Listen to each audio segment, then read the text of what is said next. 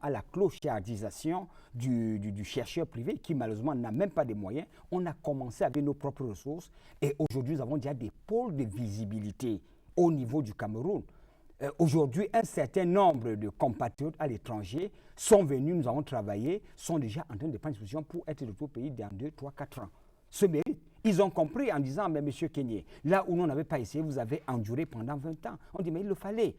Quand nous allons ailleurs, c'est les sacrifices que les autres ont consentis pour ramener leur pays à ce standing. Si personne n'accepte de se sacrifier, 100 ans plus tard, ce pays sera en son état. D'où nous avons pensé qu'il fallait marquer la rupture en faisant autrement. Comme vous le disiez tout à l'heure, donc, cette autre manière de faire, nous l'avons commencé. Et aujourd'hui, nous sommes visibles au niveau du ministère de la Recherche, visibles au niveau du ministère de l'Enseignement supérieur, au niveau du ministère des Sports, au niveau du ministère de l'Industrie, malgré un certain nombre d'incompréhensions qui subsistent, mais on avance quand même. Troisième halte dans cette émission, nous allons faire une grande mouture de l'actualité nationale de la semaine, avec notamment les nouvelles locomotives de Cam Rail. Une locomotive, 2, 3, jusqu'à 9 d'un seul coup, l'acquisition qui pèse 13,5 milliards de francs CFA consacre une fois encore la montée en puissance de la compagnie ferroviaire nationale. Le déplacement à Douala du Premier ministre Philémon Yan pour la mise en service officielle des nouveaux engins au nom du chef de l'État peut alors se lire comme l'expression de la satisfaction des pouvoirs publics face à un partenaire que l'on dit respectueux de son contrat avec l'État depuis 1999. C'est dans ce cadre qu'aujourd'hui on se retrouve là avec Cam Rail qui a acheté sur ses fonds 9 nouvelles locomotives. Dans le cadre de ces engagements, l'État aussi dans le cadre de ces engagements avait acheté les 40 nouvelles voitures que vous avez vues. 9 nouvelles locomotives sur nos rails, c'est du concret, dans le sens de l'amélioration du service offert à la clientèle, ce qui se traduit par plus de passagers et de fret à transporter en toute sécurité, dans des délais qui se réduisent chaque jour un peu plus. Cyril Bolloré, le patron venu tout droit de France, parle alors d'une option résolue d'accompagner le Cameroun sur les rails de l'émergence. Locomotive du partenariat État-secteur privé, Cam Rail entend investir pour la seule année 2015 plus de 22 milliards de nos francs. Nous continuons à nous déployer à travers nos différents métiers du transport et de la logistique.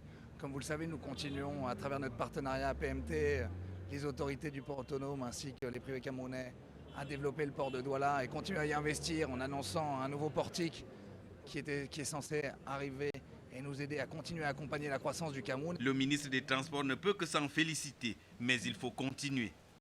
L'on peut citer entre autres le renouvellement des tronçons de voies Douala-Yaoundé et Panga-Ngaoundéré, l'aménagement des gares, à l'instar du projet de gare voyageurs ultra-moderne de Yaoundé. Après la coupure du ruban symbolique, le Premier ministre s'est laissé guider dans les ateliers de maintenance à Bassa. C'était loin d'une simple balade de cheminots. À chaque étape, en effet, dans ce monde où le fer est roi, le chef du gouvernement a posé des questions pour comprendre.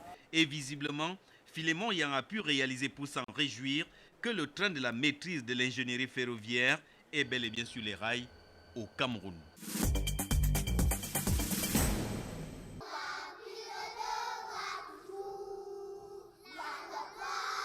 Comme à la maternelle, en bonus, le côté solennel.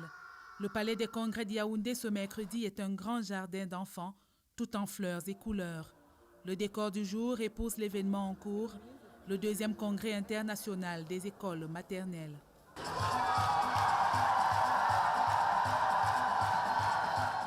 Dix ans après la première édition, ils ont remis ça, les enseignants.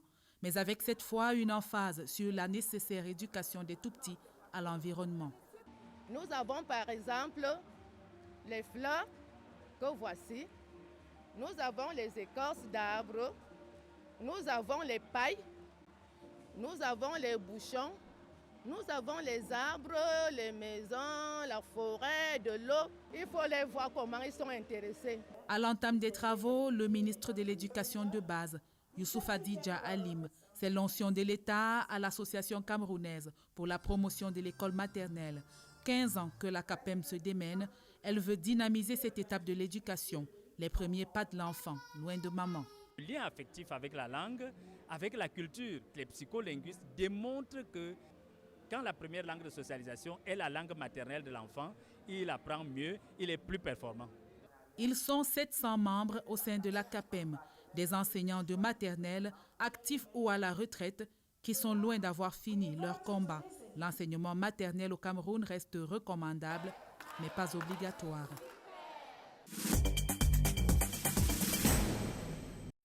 Les gouverneurs des régions de la Damawa et de l'Est prendront les commandes dans un contexte marqué par des préoccupations sécuritaires élevées dans les deux régions.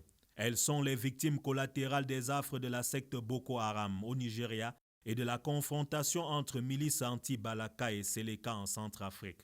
Des dizaines de milliers de citoyens de ces pays se sont réfugiés sur leur territoire. Tous ne sont pas des anges et ont accentué le climat d'insécurité par la circulation illicite d'armes, des prises d'otages avec demande de rançon et des trafics en tout genre. Le contexte est relativement tranquille dans le littoral, nonobstant la montée du grand banditisme et le désordre urbain dans la ville de Douala et ses environs. Les conflits et litiges fonciers, la dégradation de l'environnement et l'enclavement de certaines parties de la région. Comparé à ces trois régions, la région du Sud est presque un nirvana malgré les trafics au niveau des frontières avec les pays de la sous-région, le faible taux d'exécution du budget d'investissement public et une forte demande en infrastructures de base. Les défis qui attendent les 4 nouveaux gouverneurs épousent ces différents contextes. Dans la Damawa et à l'Est, poursuite de la lutte contre l'insécurité, maintien de l'intégrité territoriale du Cameroun, gestion des réfugiés, anticipation des conflits agriculteurs-éleveurs, surveillance sanitaire accrue pour éviter le retour de certaines maladies animales à la faveur de l'accroissement du cheptel dans les localités frontalières. Dans le littoral, Samuel Ivaha Dibois devra maintenir l'ordre et la paix, sécuriser davantage les hommes et les biens, lutter contre le désordre urbain et accompagner le développement économique dans les départements où l'on assiste à une renaissance de l'agriculture. Dans le sud, au-delà du renforcement de la protection des hommes et des biens, de la lutte contre le braconnage, l'exploitation forestière illégale et les trafics, le remplaçant de Jules Marcelin Diaga devra redoubler d'inventivité et de créativité pour booster le taux d'exécution du budget d'investissement public, accompagner l'exécution ou la finalisation des projets structurants ou encore entretenir l'intérêt des populations pour l'agriculture de seconde génération. Retour sur ce plateau avec notre invité pour ce qui va constituer la dernière ligne droite de notre entretien. Parlons encore recherche avec 2 ou 3 questions concernant le développement de celle-ci au Cameroun. Nous avons parlé tout à l'heure de vulgarisation et on revient toujours là-dessus. Quelle est la place des jeunes dans le domaine de la recherche au Cameroun? Quand on dit chercheur, en général, on voit quelques cheveux blancs quand même sur la tête. Il y en a des jeunes dans ce domaine-là. Disons qu'à la faveur du dernier recrutement, je ne suis peut-être pas qualifié pour mieux le dire, mais le ministère a recruté quand même une bonne brochette de jeunes pour pouvoir densifier et dynamiser le secteur de la recherche, dont la jeunesse a sa partition à jouer. Et quand déjà, je dis, il y a 25 ans, je me lançais sur cette voie, il faut imaginer quel âge j'avais. J'étais encore tout petit, je venais à peine de partir de l'université, j'étais très jeune. L'innovation demande une très bonne dose d'imagination, de créativité, le goût du risque. Il n'y a que la jeunesse qui soit capable. Quand vous prenez quelqu'un comme Bill Gates, il a lancé Microsoft, il avait, je crois, 25-26 ans. Ce n'est pas quand on a 50 ans qu'on doit pouvoir innover. Mais la sagesse et les personnes... Il y a possibilité d'avoir des Bill Gates camerounais? Des Bill Gates camerounais, je crois qu'on en aura énormément. L'environnement est devenu extrêmement incitatif. Au siècle prochain? Pas au siècle prochain, M. Ibrahim Chérif. Actuellement, nous sommes en train de travailler avec des jeunes dans une nouvelle approche, dite industrielle. Nous parlons en termes d'industriel. On ne parle plus en termes de diplômés ou de ci ou ça. Et d'ailleurs, je le dis aux étudiants de l'université agricole, vous êtes des futurs industriels, non pas des chercheurs d'emploi, pas du tout. Créateurs d'emplois peut-être, mais je dis des industriels. Il faut migrer vers des concepts d'industrialisation. C'est là le challenge, c'est là le défi de demain. Et même s'il faut revenir encore au concept d'agriculture de seconde génération, au niveau de l'IRASTI, nous ne partageons pas beaucoup l'avis avec celle des personnes qui pensent que c'est une mécanisation outrancière. Puisque la mécanisation au Cameroun déjà ne date pas d'aujourd'hui, c'est depuis les années 70, si j'ai bonne mémoire, que le cinéma a été créé. Le défi aujourd'hui, c'est d'améliorer la productivité et la rentabilité de nos exploitations. Pendant que, par exemple, pour le maïs, le Brésil est dans les 13, 14, 15 tonnes l'hectare, les États-Unis 19, 20, 21 tonnes l'hectare, le Cameroun peine à atteindre 6 tonnes au niveau des exploitations. C'est quoi le problème? Le problème, c'est qu'il faut que la science, il faut que l'ingénierie technologique, scientifique, biotechnologique entre en jeu. On ne peut pas avoir de la ressource humaine et continuer à être derrière. Donc, en termes d'innovation, en termes de risque, je pense que nous, les jeunes, nous avons travaillé très dur durant les 20 dernières années et avons compris qu'on doit pouvoir implémenter ce qui se passe ailleurs. On ne doit pas tout attendre de l'État. L'État fait déjà ce qui est faisable et à notre niveau, nous devons aussi jouer notre partition et nous le faisons avec beaucoup de bonheur et de fierté pour ce pays. Il y a du bon à être chercheur au Cameroun aujourd'hui. Je ne peux que m'estimer heureux. Et d'ailleurs, même que la leçon inaugurale que je donnerai portera sur le thème agriculture de seconde génération, compétences professionnelles, performance économique. Il faut relier les termes. Il faut redéfinir, comme disait le professeur Biogo, pour les comprendre dans notre contexte et pouvoir les dérouler, pouvoir les appliquer. Voilà le rôle de la recherche. Et le symposium ayant mobilisé les meilleurs experts en la matière, nous le croyons, on ne pourra que créer un nouvel environnement, on ne pourra que, faire des propositions concrètes pour améliorer davantage et rendre le secteur industriel plus incitatif. Est-ce que ça ne va pas simplement être un autre symposium, un symposium de plus? Il y en a tellement eu dans ce domaine-là. Monsieur Ibrahim Chérif, je pense qu'en temps opportun, nous allons inviter la CRTV dans nos sites d'exploitation au niveau de Bankolo pour voir ce qui se fait.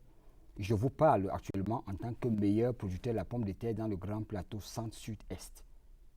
Je suis producteur, donc je ne suis pas là rien que pour faire de la spéculation scientifique. On a des résultats, on applique et ça se voit sur le marché. Au niveau du maïs, nous sommes en train d'améliorer les fiches techniques.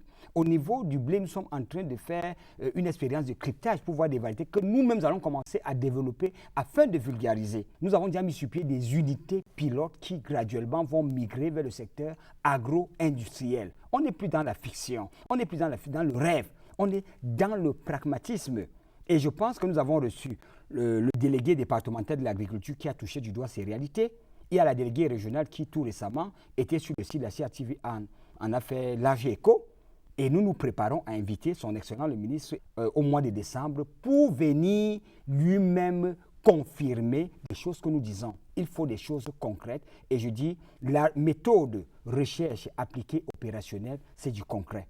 L'université agricole n'est pas là pour vendre de l'illusion. Elle est là pour dérouler des choses concrètes. Et là, je dis à mes étudiants généralement, peut-être le diplôme pour vous est important, mais pour moi, vos unités de production sont plus importantes. Et l'incubateur, l'unité de transfert de compétences et de technologies sont déjà opérationnelles. Pas seulement pour les étudiants, même les non-étudiants peuvent venir acquérir de la compétence pour descendre et transformer. C'est une action immédiate. Faire de la recherche, ça demande quoi finalement? C'est beaucoup d'enthousiasme, comme vous le démontrez là sur le plateau, de passion, etc. Il faut la volonté, il faut la volonté, il faut la passion, il faut l'enthousiasme, il faut la compétence. Tout ça demande de tout cela. Ça demande de tout cela. Il faut aussi l'endurance et la persévérance.